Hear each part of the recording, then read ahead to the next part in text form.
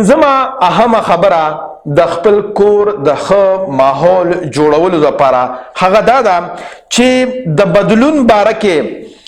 د خپل کور ماحول داسې جوړول پکار دي چې په هغې کې کو غټ دی او کو وړوکی دی،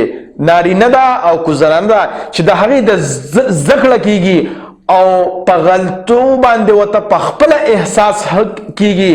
او دویمه دا ده چې بل سړی یې رټي او بېعزته کوي نه. نو دغه شانتې ماحول جوړولو سره به زمونږ د کور چې کوم دی نو د ټولو افرادو ښه تربیت کیږي. د مثال په توګه باندې کله کله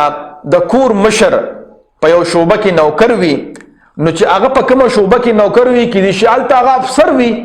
نو چې هلته هغه افسر وي او کور ته راشي نو په کور کې افسري کوي. نو چې کله په کور کې افسري کوي نو کور کې خو یا مور وي یا خور وي یا پلار وي یا زوی وي یا ښځه وي،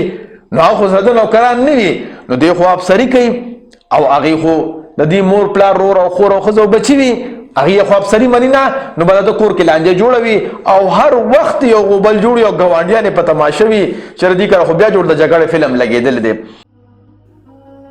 د خدای دپاره پښتنو سانونه وپېژنئ، ستاسو دپاره خو به ځان له پیغمبر نه راځي.